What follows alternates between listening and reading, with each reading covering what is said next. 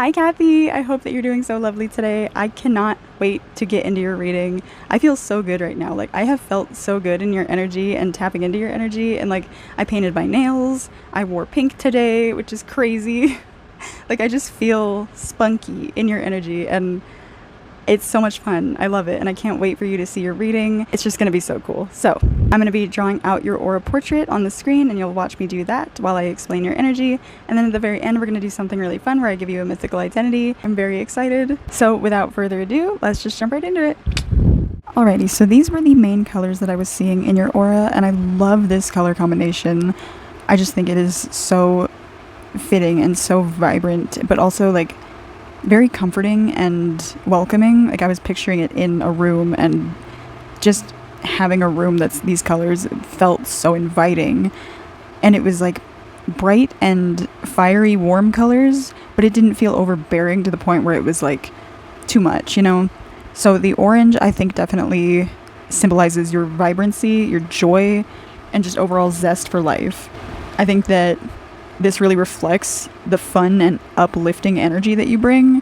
And I also think that it really symbolizes your creativity, as well as your emotional warmth and just your harmony, and the way that you socialize is very vibrant, and it's just a very bright and positive color.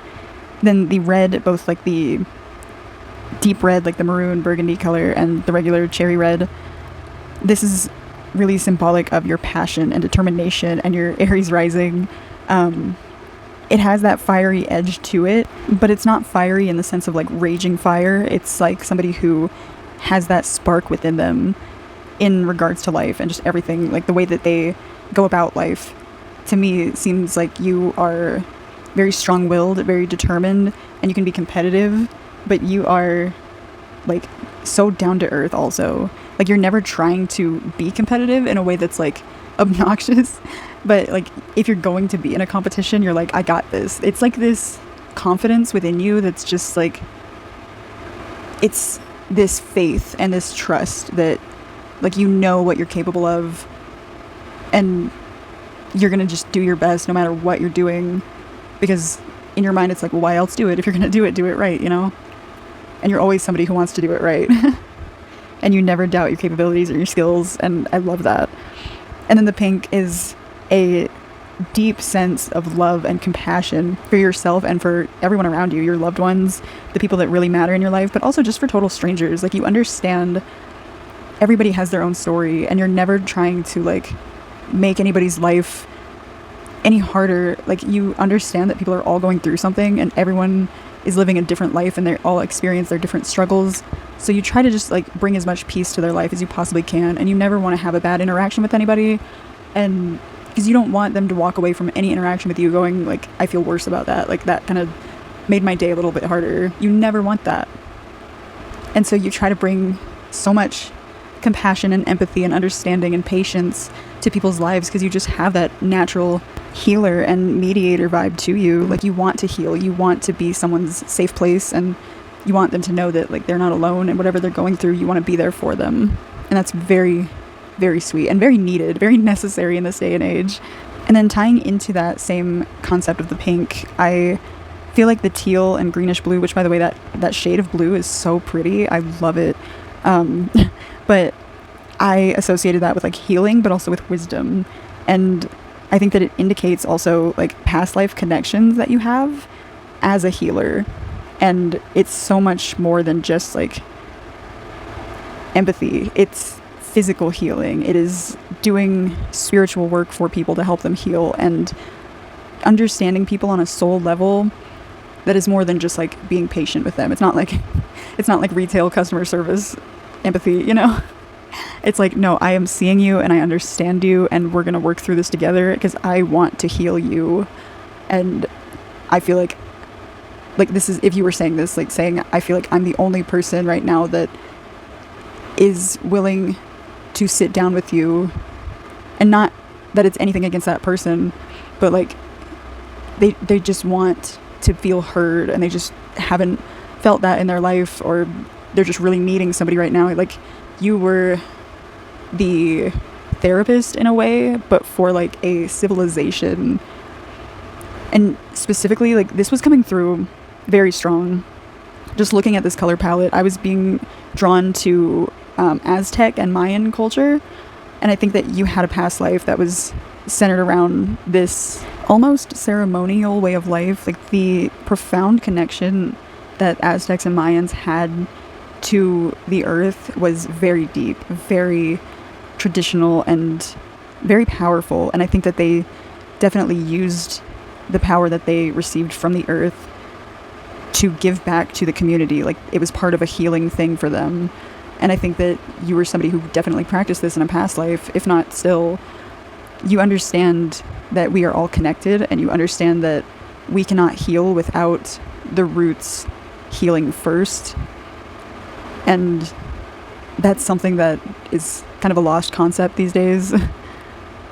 But you are all about getting to the root of problems, and just like the roots of a plant, you understand that, like, the seed has to be nurtured and watered, and if it isn't, then, you know, the flower can never grow. But I was also getting a vision that you were like a medicine woman for people, and you always used like whatever you could from the earth, and used all these resources that you could find that were purely natural to create. I was seeing like face masks, like you would create all natural face masks using all kinds of natural ingredients. Like, I was seeing aloe and sea salt, turmeric, sorry if I said that wrong, hibiscus flower. What else was there? Let me see. There was coconut and seaweed, lang lang, licorice root, honey, and bentonite clay. I was seeing all those specifically. So like, I feel like you were really good at making like masks for whatever people needed them for, like healing and skin irritation, or even like doing it in like a spiritual, almost ritual kind of application. It was really cool. Like, I think, oh my god, that would be such a cool experience if there was like a ceremony that you could have almost. I'm just like, this is gonna sound kind of stupid, but it's just me being stupid. If there was like a ceremony to get rid of acne, I would be that person to be that extra and be like, I need a whole ritual, get rid of this pimple, and be like chanting. And but anyway, I'm so sorry. I just thought that was funny, but you know what I mean. Like, it wouldn't obviously be funny like that, but it would be a really cool experience, and it would go so much deeper than just like putting stuff on your face, because nowadays like there's all these chemicals and we don't know what's going on our face. We're just like, screw it, DIY, it says toothpaste, okay, I'll put toothpaste on my face. And so like, I think you actually understood in this past life, if not now too, like you understand why things are going on your face, like why things are working, what's good for the skin, and what's the significance of this ingredient that was given to us from the earth. How can we utilize it the best? And like, you just knew everything and how everything worked and what it was best for, and so people went to you for that knowledge. And yeah, you were just like the medicine woman of that civilization. It was so cool. Like, that's all I could picture. It was awesome. And I was even seeing, like you'll see on the screen, that I was looking up like Aztec and Mayan clothes and dresses, and I thought it was so crazy how much of a correlation there was between your aura and the color palette of their outfits. And so when I was finished with your aura, I was being reminded of a show that I watched years ago, and it was on Netflix. I don't know if you've seen it or heard of it. It's like a cartoon, but it's more of like an adult cartoon, and it's called Agretsuko. It's basically this red panda who works in an office, and she's like really good at her job, and she's always working super hard, but then when she gets off work, she goes to like a karaoke bar and does like screamo heavy metal music, and that's like her way of releasing that tension that she has, like all of the work drama that she deals with. And there's like other people in the office that like drive her crazy, but she's like super nice and just kind of puts up with it all the time. And so I feel like you might have this very similar kind of energy, especially like with work. I think that you have a very work hard, play hard mindset. You're a leader and you're amazing to work with. You get things done so efficiently and so quickly, and you know that you're doing it for a reason. And I think that when you're done working, you feel really good about the work that you did. And so you want to reward yourself by just like not thinking about work at all whatsoever. Like, you become a different person. And I love that. That is so like, it's necessary, because you can feel accomplished and proud of the work that you did, and which you should feel proud, because you did really great work. But I think that it's also very necessary to separate your personal life from your work life and know that, like, when you are in your personal space doing what you love to do, work is not something that you need to be concerned about. You don't need to be, like, taking orders from people. You don't need to worry about anyone else but yourself. That time that you take to recharge is essential. Like, you need that time so that you can be a good worker later. You need to focus on yourself so that you can bring your best self to your job.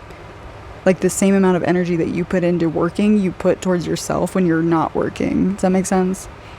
And it's beautiful. You have such a beautiful balance in your energy, and it's fun, and it's, oh my God, it's like fiery, but it's determined, and it's strong, and it's powerful, it's inspirational, it's admirable. Like, there's so much I could say that's great about your aura. And the more that I thought about it, like, I really love your big 3 placements. So I thought about it because, like, with Aries rising, I feel like you might be triggering for people who have, like, water dominant natal charts, because someone who is water dominant might feel intimidated by your drive and your work ethic. But the cool thing is that I wasn't seeing this as, like, water putting out a fire. I was considering how with enough heat, water boils. And with Mars being your chart ruler, you have this determination and drive and passion, which can seem intimidating to water placements. And especially if they're used to just, like, going with the flow, being cool with whatever and taking their time with things, you're like, no, the time is now. And with your sun and your moon being air signs, like, they're just fanning that flame even more. And I feel like you are somebody who can really snap some get up into people with your authority. And you're not ever mean, and you're not demanding. You're just like, we have a plan. This is how it's gonna go. This is what I need from you. And if you're not up for it, you're lost. I'm going without you, or I'm doing it without you. And believe me, there's a lot of people that love to lollygag and get away with doing the bare minimum. You're not this person.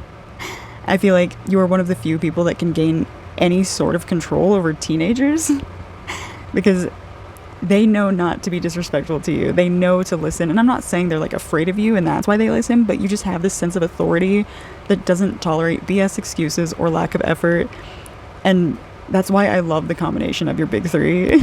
And so, like, these 3 placements for me just feel like boss energy, but fair and just boss energy, not like dictator energy. Like, your Aquarius moon makes you able to see things from a logical perspective, so you're not easily swayed by emotions. I think you'd make a great judge because with your Libra sun, like, you want balance, you want harmony, and you want fairness.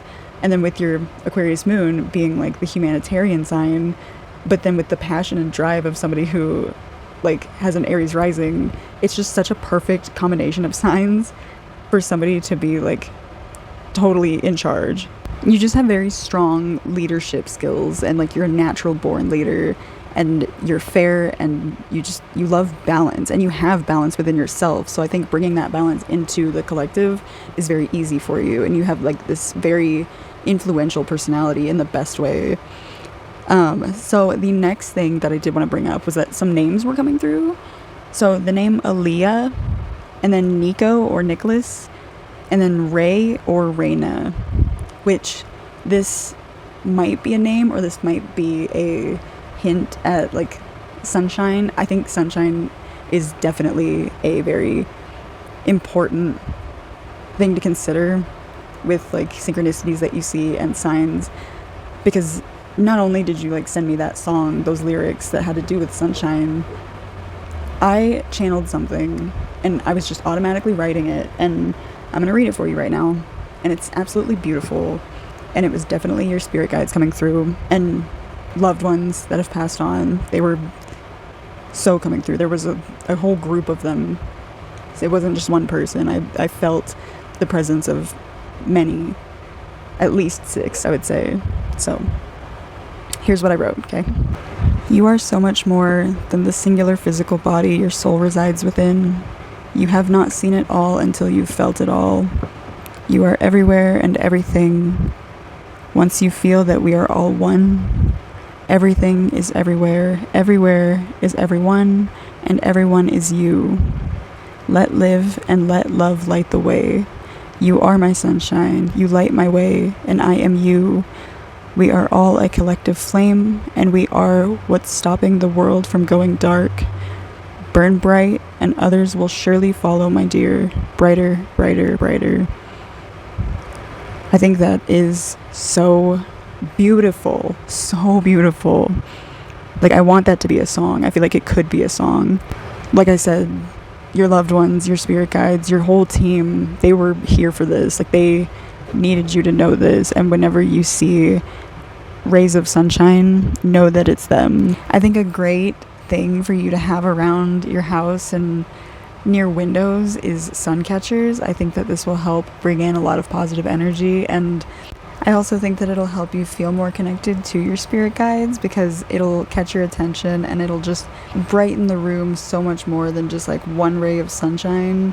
It will take that sunshine and it will redirect it and reflect it everywhere in these beautiful rays of rainbow, and it'll just add so much color and vibrancy and beauty to your space. And I just think like that could be really beneficial for you. Sun catchers, like the crystal ones, as well as like the film, there's like film that you can put on clear windows, and then when the sun comes in and shines on it, it'll turn the whole room rainbow. I absolutely love those, and I would do like every window in my house if I could.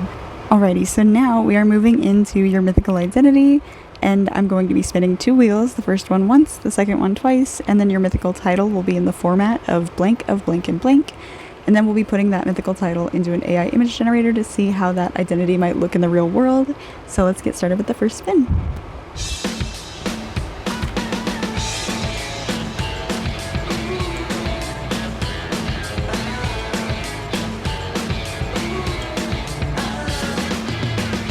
I knew it.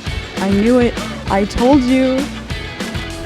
I knew it. I knew you were a healer. Oh my gosh. All right, now let's go ahead and spin the second wheel to get the next part of your mythical identity.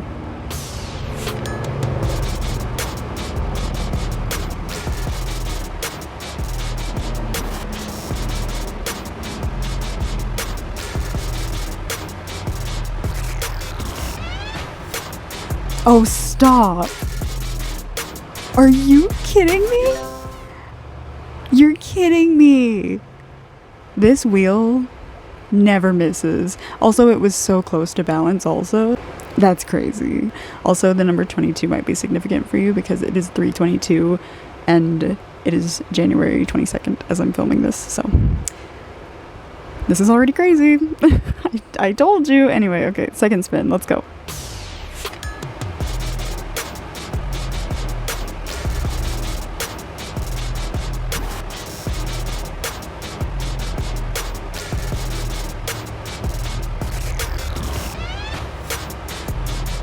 Oh, wisdom, healing and wisdom. Oh my god. Okay, so healer of light and wisdom. Are you kidding me? That is so cool.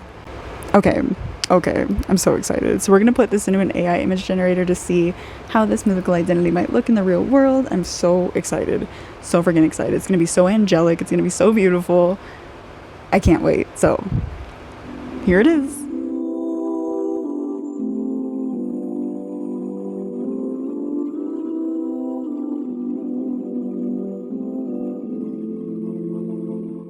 She really did turn out so angelic and so beautiful, and she's like a sun catcher as a person. It's honestly really crazy. It fits your vibe so perfect. Like, she's still so alive and like passionate, and she almost looks like she would be like a dancer at like some kind of festival, or doing like a spiritual, like traditional chant kind of, you know, like a ceremony. I don't know. I really love her energy. It's so beautiful and so fits your vibe. I'm just obsessed. I love it so much. So with all that being said, Cathy, I'm so happy that I got to read for you, and this was just such a fun reading to do. I can't wait to hear your thoughts on this. So I'm going to go ahead and send this over now, and I hope you have a week as lovely as you. Bye.